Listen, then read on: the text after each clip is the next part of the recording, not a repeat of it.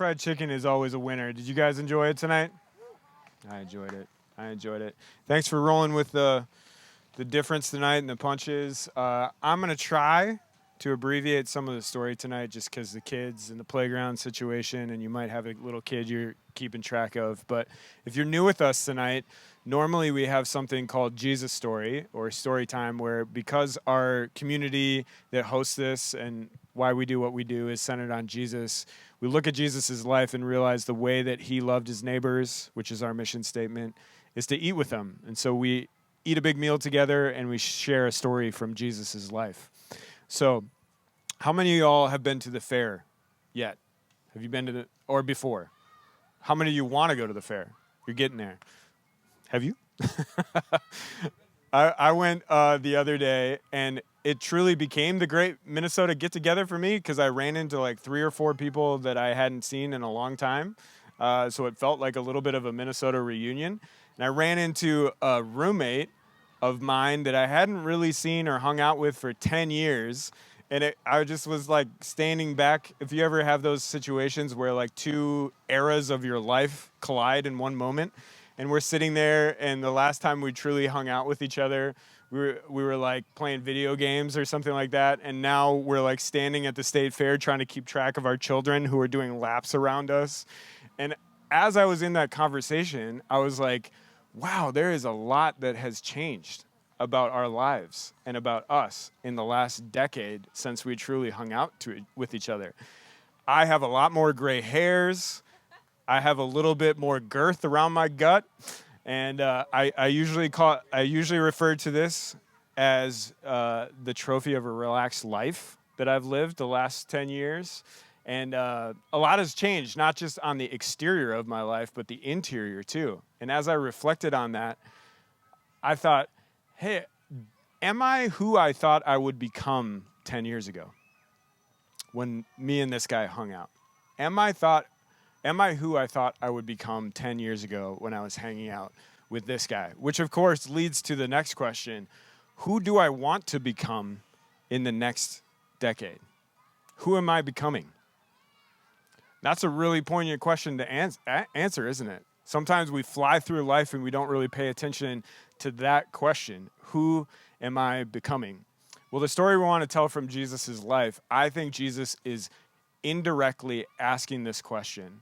The question he's asking in this story is, follow me, or will you follow me? But I think in that question, he's asking, who are you going to choose to become? So I want to read one of these stories where Jesus asks this question, will you follow me? And I want to ask, what is it like to follow Jesus? What is that invitation like?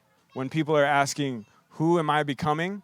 How does Jesus change maybe their answer to that question, or who do I want to become? So the story tonight, if you got a phone with access to a Bible and you want to check it out, this is Luke chapter 5, verses 27 through 32. And I'm going to read it as our story tonight.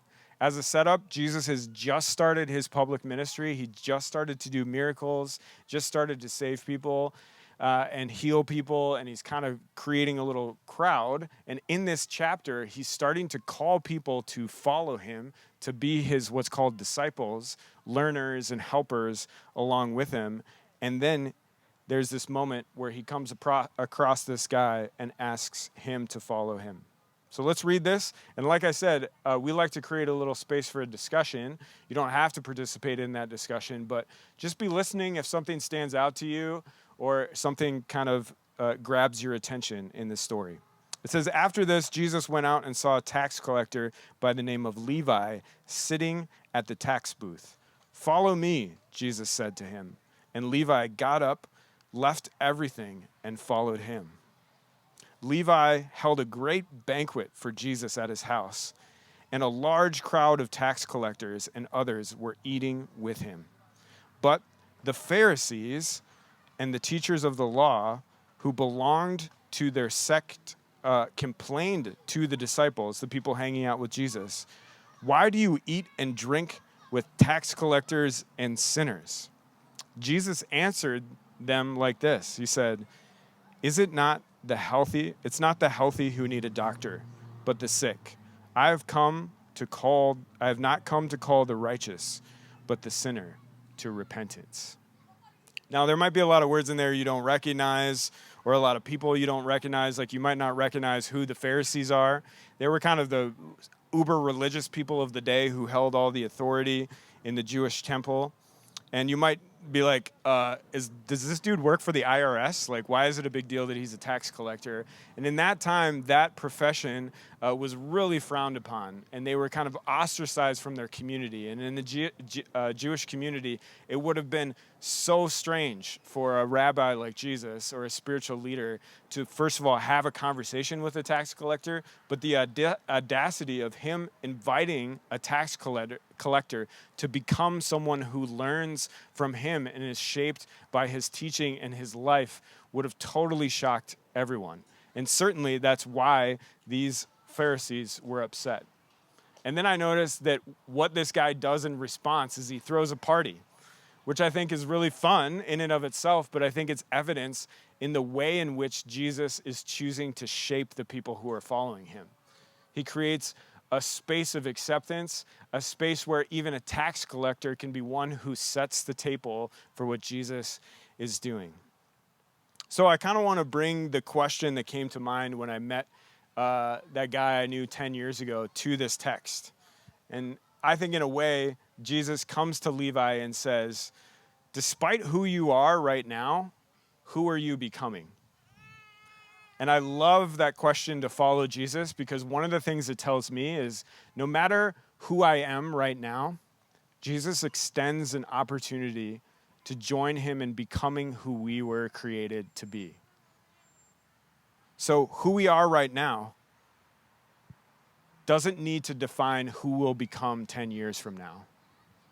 Now, as I was looking at this passage, I got a smile on my face because I remembered this is the very first Jesus story this community told. 5 years ago, roughly, or 4 years ago, when we launched our church in that building right over there, I preached, and we did church really differently, but we told this same story. And it was in our heart and our vision to create tables like what Levi did on that day, where everyone, no matter who they felt they had become at the moment, had an opportunity to be around the table with Jesus and to become who Jesus intended them to be, and to see the dream of who he had created them to be come alive by being around his people and being in his presence around tables. So that's why we do what we do. That's why we're doing brunch on September 10th, to create space for us to encounter the teaching of Jesus, to be around others who are doing that. Because I've learned a lot in my life, but one of the things I've learned is that I can't become who I desire to be or who God created me to be without a sense of belonging with others who are on a similar journey. And I want you to hear tonight that we are a community that's imperfect. We don't get it right all the time, but we belong to each other, and we're trying our best to set a table where we encounter Jesus together because we believe he is a good guide, a good leader, and a good God to follow to become who we were created to be. That's what I'm thinking about when I hear this story. I'm curious what you're thinking about. So I don't want to just talk at you the whole time. I want to create an opportunity to hear what you think. And so find 3-4 people around you, and we'd love to have a discussion around the tables and just ask the simple questions. What stood out to you, and what difference do you think this makes in your life? Maybe an interesting part of the passage stood out to you, or something that I said. Give it about, we tried to just say, hey, don't share for more than 2 minutes, just so everybody who has a chance, everybody who wants to has a chance to share. And it's totally fine if you don't want to talk about it. If you just want to listen, that's a gift to others around you as well. We're glad you're here. I'll come back in a few minutes here and send us off with a blessing and encourage you to go pick up your kids from the playground if you brought some kids with you today. So a few minutes of chatting around the table, and then we'll close out our time together. Glad you were here.